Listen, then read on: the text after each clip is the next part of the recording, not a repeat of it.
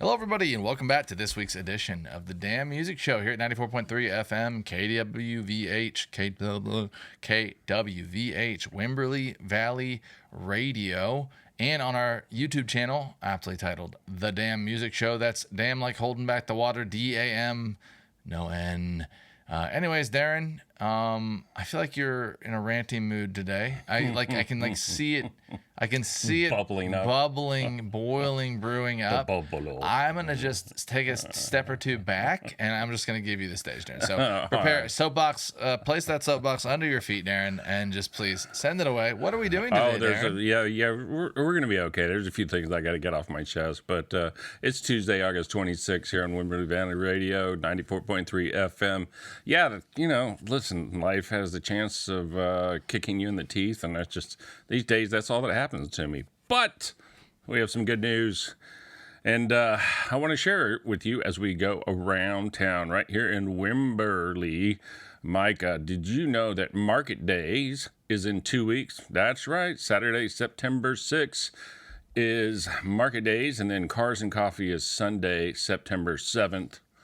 Also, football is back. The Texans, your Wimberley Texans, kick off the 2025 season with the annual Battle for the Backbone when the Texans travel to Canyon Lake down the Backbone. Coverage is live at the Devil's Backbone Tavern with the Texan tailgate at 4 p.m. Pre-game starts at 6:30. Kickoff is at 7 p.m. So, speaking of football, Micah, have you had your fantasy football draft yet?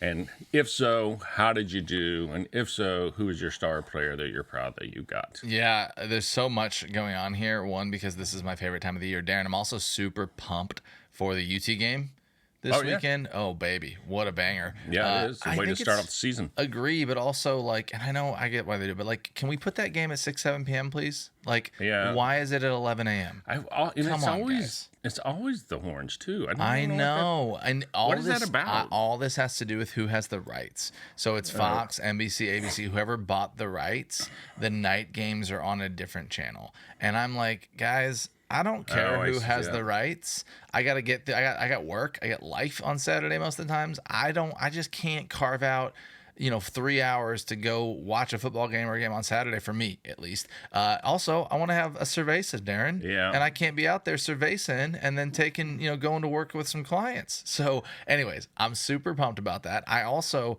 am extremely pumped about the NFL. Darren, we're just going to talk football today because in a second, we're not going to do this right now. How many times are you going to use the phrase Brock Purdy? Oh, just wait, baby. Just wait. I think you said MVP. Why are you laughing? I had your brother, no joke. I had your brother, Darren. Okay, here's the bet.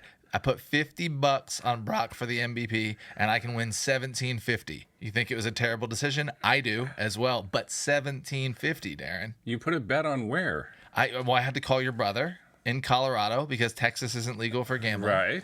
And I said, hey, throw $50 on my boy Brock. This is at the local casino. Strictly the advice, the opinions of Micah Wagner. Nobody on the station. Right. I said throw 50 on Brock to win the MVP, Darren. He's got like a plus 1750 odds to win. Anyways, we digress. Good luck with all that. We digress.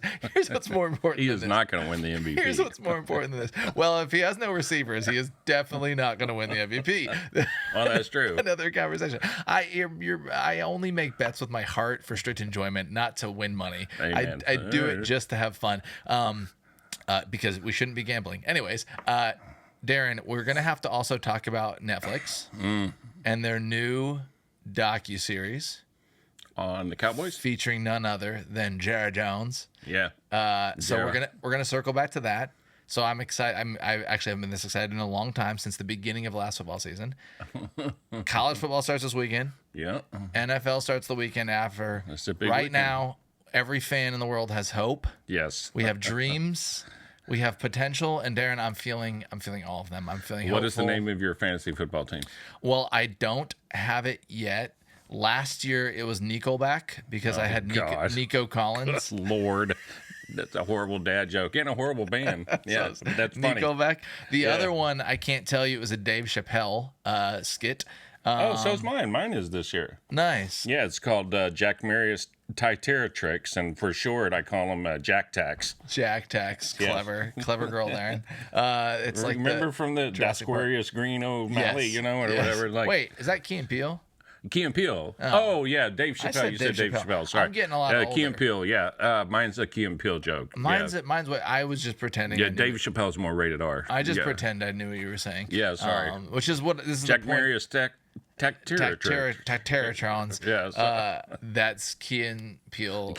Right. Is absolutely hilarious. Awesome. So I am fully rambling at this point, but I could not be more excited. I have drafted one of my fantasy teams. I will say that only amateur leagues draft this far in advance, Darren. It's pretty amateur. Like, we got injuries, we got trades. No. My quintessential draft, my draft that I've been in for 18 years with my 12 closest friends I grew up with, right? Drafts on Wednesday, September 3rd. Oh, wow. Less than 24 hours before the first kickoff. That's smart, I think, to do that if you can pull that off. We actually have a rule that we only draft the day before the season, and it's booked a year in advance. Wow. Do not book above. There's nothing worse than getting a great player and then the last game of preseason he goes down, or the first game or something. Or like that, last year when I got Christian McCaffrey and they said, well, he's looking like a good return. Calf's a little tight, and then that was sad. I had McCaffrey. I had Christian McCaffrey last year too, and I called my team Run CMC. Yeah, that's a good one. That's a good classic. So, Darren, how about them Cowboys? Are you feeling? No, the Cowboys will win 8 games. Dak Prescott will be mediocre. Jerry Jones will talk about the building for next year. He will turn 83 years old and continue to live and screw things up as he has for the last 35 years. And it'll just be another horrible season like always. And then CeeDee Lamb will be the only bright spot in it. And then, somehow we'll find a way to piss off Micah Parsons. I'm not gonna... The end. That's the whole story. Darren, it's at this point, there used to be such vim and vigor in Dallas fans. There used to have so much going on. I am so bummed because as a Niners fan, I bleed the red and gold. It's not even fun anymore. We can't. I want you guys back. I want you guys to succeed. The last 4 years, 5 years. You can't have a rivalry if one team sucks for 3 decades. I used to I'm not gonna lie. I just feel sorry for my Dallas fans. I'm like, my heart breaks because I know what it's like to be a fan, and I'm like, guys, I need something to happen for y'all. Well, I grew up in North Texas as a Dallas fan, and in my fantasy football draft team, which has been around for 36 years, believe it or not, we used to draft with the newspaper. R18 by double. Anyway, they were all talking about the Netflix special about Jera, and they're like, wasn't it great for the glory days? And I'm like, no, I didn't like it. And they're like, well, why not? I said, because I live there. I live walking distance from the Dallas Cowboys. Like Jimmy Johnson, 3 blocks away? Yes. No, I did. I live in my single days. I lived in Coppell, crime-free Coppell. The training that's where I was born.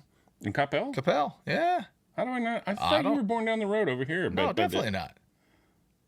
I was born. You told me you were born at the... Why would I say that? I lived there. Oh. I was born in Coppell, and then we moved to Austin 3 days later. Oh, all right, whatever, dude. Yeah, all right. So, I'm sure you have fond memories of Coppell your first 3 days of life. As Coppell should be. We were just driving through there. We were just passing. My mom was like, "Oh, I'm having this baby." Oh, okay. All right, whatever. Yes. Anyway, I was the only single guy that lived in Coppell for 5 years. I lived there. But anyway, I lived right down the street from where the Cowboys practiced back in those days, and I saw those guys all the time, and so I was the same age as Troy Aikman. I saw him as a tomcat around town and all the country bars and all that stuff, but I didn't know a lot about that team. Any hoodles, my friends were like, wasn't it great? And I'm like, no, because all it does is punctuate how horrible of an owner GM Jerry Jones has been for 3 years. I don't know how anybody can objectively look at his time over the last 2 years and think that he has done anything for the Cowboys. He's done some pretty cool things for the NFL in terms of merchandising and TV rights and things like that. but in terms of for the development of the Cowboys into a respectable franchise, he has ruined it. All of the success belongs to Jimmy Johnson. On the positive note, you guys have a Super Bowl quicker than the Niners. And as the running joke says about San Francisco, always the bridesmaid, never the bride. All right, well, let's move on. Here on the Damn Music Show, we do have the word music in our... you were worried we weren't going to have enough material today. We were going to review a new song. Got us going on football. Speaking of ranting, we were going to review a new song by Florence and the Machine, but the overlords at YouTube had made it difficult to download any videos these days, and it's just not a lot of fun. But you know what? Today is Tuesday, August 26th, right here on 94.3 Wimberley Valley Radio. We have some birthdays to get to in the world of music. Not anybody particular super famous, but some odds and ends that I find interesting. Born in 1969, Adrian Young. He is the drummer of No Doubt. So no doubt that we want to wish happy birthday to Adrian Young. I wonder if you were the drummer for No Doubt, you get up in the morning, you put your shoes on, you go to Whole Foods. Do you get recognized? Don't speak. I know. Just the drummer, though. I don't think any drummers get recognized. How weird is that you're a rock star? He's probably worth several millions personally. Yeah. And he goes out to restaurants and bars or whatever he does, goes to the park, and nobody knows who he is. It's really the same as like if you're like an offensive lineman, only because you're enormous do people know, but it's like really the front person gets known. I'm not saying that they shouldn't, but no, I think drummers go unscathed as common. You'd have to find another drummer would have to like someone that's learning drums and absolutely loves you would have to see you. I'm sure they get famous drummers get noticed, but like not probably that often. Born in 1966. Shirley Manson, the lead singer of Garbage. Garbage had a hit in 1996 called Stupid Girl. It's pronounced Garbage. Garbage, is it really? No, I'm just kidding. Oh. Wonder if Shirley Manson, Shirley probably does, being the singer. Born in 1966, Dan Vickery, he is the guitarist for the Counting Crows, who had a hit in 1994, Mr. Jones. You know the Counting Crows? Mr. Jones and me. I will say this. I didn't like the Counting Crows then. I didn't like them 10 years later. I don't like them now. I don't understand Counting Crows. I do not appeal. like them, Sam. I don't understand. I think they were a mid-level, early 90s band. I did not like them here or there. I did not like them anywhere. Can you? What's the most positive thing you can say about the Counting Crows? I like that song, Mr. Jones. Oh, it's corny as I don't care about corny. Yes, you care quite a bit about corny. Get out of here. I like what I like, Darren. I am who I am. I like green eggs and ham. I like them, Sam. I am. That sounds like a Broadway play from the 60s. Born in 1961, Mitch Malloy. He is a singer, best known for the band Great White from 2018 to 2022. The Great White was also a very mid-level average band. He auditioned to be the singer of Van Halen after Sammy Hagar's departure. I'm glad he didn't make it. That would have upset me because Mitch was mediocre, as was Great White. I saw them in the 80s. There was nothing worth remembering. Okay, here, I don't know this gentleman, but I sure love his name. Born in 1949, singer, songwriter, and actor Leon Redbone. If that's not either jazz or blues musician, I'm going to be upset. Leon Redbone. He rose to fame in the 70s in the folk scene. Well, close. But he performed on several TV commercials, and he also wrote the song "This Bud's for You." So remember that song, "This Bud's for You"? That's Leon Redbone. Classic. He died on May 30th in 2019 at age 69. So happy birthday to Leon Redbone. Let's get to music news. Micah, how are we doing on time? What do we got left? We have plenty of time left, Aaron. Awesome. That's all I know. 15 minutes. All right, that's news to me is what we call this segment here on the Damn Music Show with Darren and Micah. Lil Nas X, a rapper that we have reviewed multiple times on our show when you could still download music and educate the masses until YouTube ruined everything in my life. Lil Nas X has pleaded not guilty to felony charges stemming from an arrest in L.A. last week, where the charges are 3 counts of battery with injury on a police officer and 1 felony count on a resisting an executive officer. I don't know what an executive officer is, but it's a boss. But Lil Nas, I hope that this is not as bad as it sounds, because I have said nice things about you, But let the court system do what it does, and we'll see where this goes. What, do you know, like, what the incident was? I don't, no, I don't. I don't know anything about him other than what I read. I know Lil Nas is probably about 25, 26 years old. He's a young dude.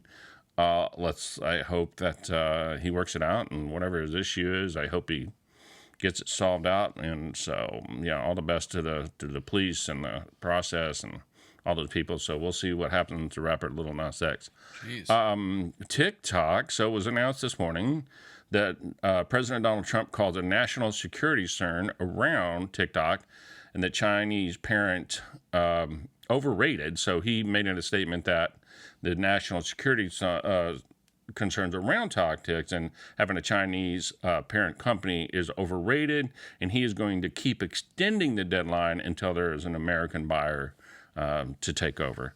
Not coincidentally, the White House a week ago created a TikTok channel and started putting out content. And then, it's not gone so well. So they've been made fun of. But regardless, the news point is that TikTok is here to stay. Trump is going to have a rolling deadline until he finds an American buyer to take over the American portion of it. So I'll tell you, I found some more, Darren. Are you ready? Yes. Los Angeles police said that Lil Nas, the Old Town Road rapper whose legal name is Montero Lamar Hill, charged at officers when they approached him early Thursdays. Charged? Officers said they received reports of a nude man in the area. Oh, no. A law enforcement source alleged the NBC News last week that Hill punched an officer in the face twice, and that it was unclear whether he was in mental distress or just experiencing an overdose. He was taken to the hospital and accused of battery. There's also video that Hill, was obtained walking the streets in a pair of white briefs and cowboy boots. So he got high AF and then freaked out. Yeah. So, okay, well, here's what's going to happen. They're going to put him in drug rehab. He'll go on an apology tour. He'll do like 2 weeks of community service. And then that'll be the end of it. So anyway, that's a sad story. What's that? I say, I don't care what you're on. Let's not be punching officers in the face. Oh, I know. It's horrible. Ridiculous. I'm not defending anything. No, I'm just I'm predicting. Look, if P. Diddy can't go to jail for more than a week for what he did, then this is going to be nothing. So anyway, all right, moving on to more positive news. Sir Paul McCartney. You ever heard of him? I love Sir Paul. This has to be good news because only good news follows Paul. Yeah, well, you are A, your intuition is right, and B, you are right. So, yeah, you're right. Love it. And C, you're still right. I'm a wizard. You are a wizard. I do like them. D, you're a wizard. I find this fascinating, and I don't know why I find it fascinating. He's putting out his first solo album in more than 5 years. He is 83 years young right now. But, his last solo album was 2020. And he is going to have a tour in the UK next year in 2026 when he's 84. Wow. Paul McCartney, if anybody is so rich he doesn't need to do anything, it's him. And I'm just fascinated by the youthful look and vigor this man has at 83. Paul. He's putting out new music. He has no need financially to do it. It's cool. Maybe because I'm so far away from retirement, this doesn't make any sense to me. It's cool. And I get he's bored and he's sitting at home and he's creative and he wants to communicate and emote his feelings. I support that for every person on the planet. God bless him is what I'm trying to say, man. That's unreal. Awesome. To me, it's so strange to me how some people die at 65. And now here's Sir Paul McCartney with all his hair. And he walks around like he is in no pain. Yeah. And he's standing on stage at 84 playing music. I'll tell you, I really do. So bizarre. I would like to be on that side of the spectrum because I agree. I feel like sometimes people age real quick in their 70s and other people just are out cooking. Well, I think I announced last week. So last week I'm in my late 50s, I started, Muay Thai kickboxing. Everybody was kung fu fighting. Yeah, and I go in there, and everybody is literally half my age, and I'm the heaviest one by far. It was hard. It was very sore. The next day I could barely walk.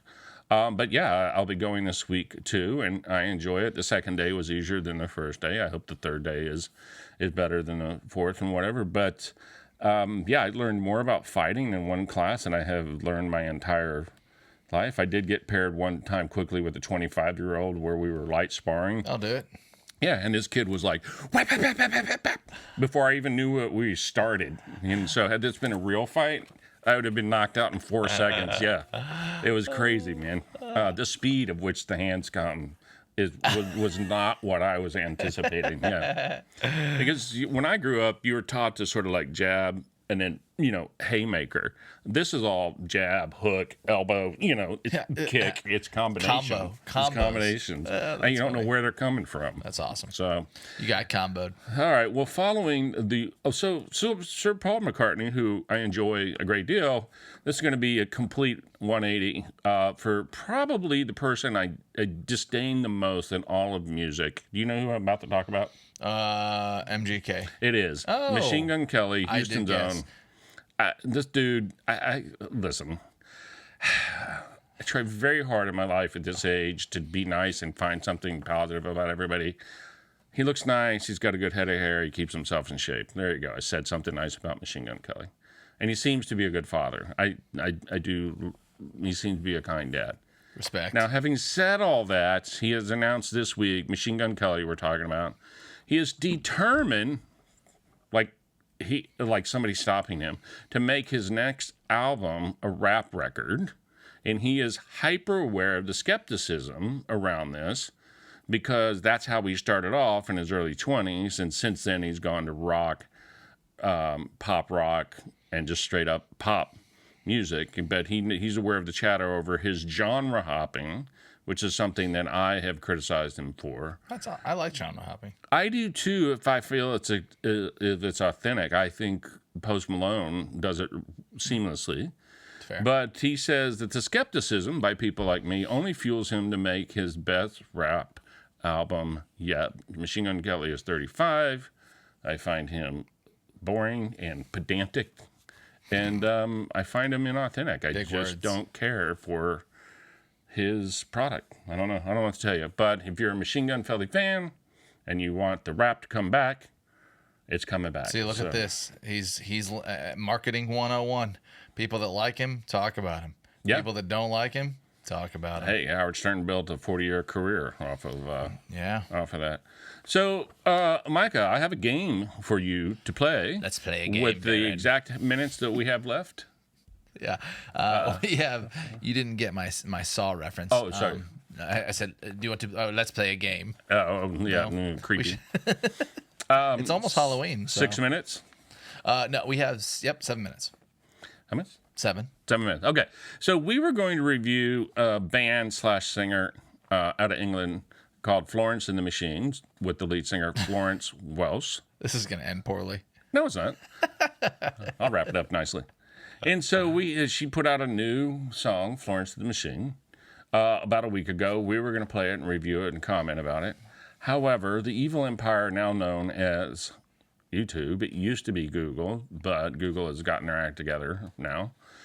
YouTube has just ruined my life personally because it used to be quite simple to go on YouTube, grab a video, play it, talk about it, and they have put the clamp down over the last year and made it difficult for folks like me and Mike and other content creators to download their video, even though we're not monetizing it, we're not making any money off of it, and we're not stealing any copyrighted this or that. It's under the fair use, which is the law in the United States that allows you to do reaction videos. But apparently Darren's an attorney.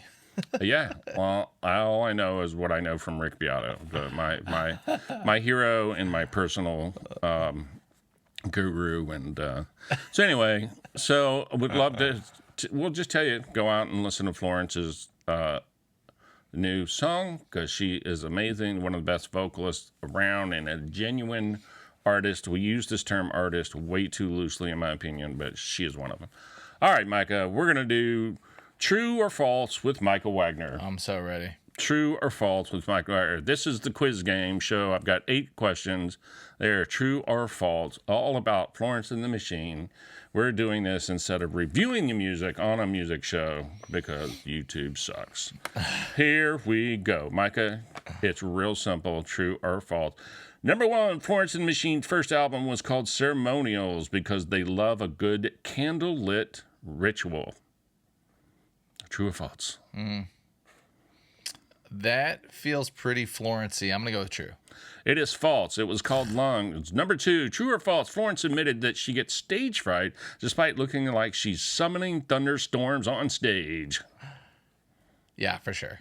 True. That is true. True or false, she went to the London School of Economics where she majored in dramatic stage acting.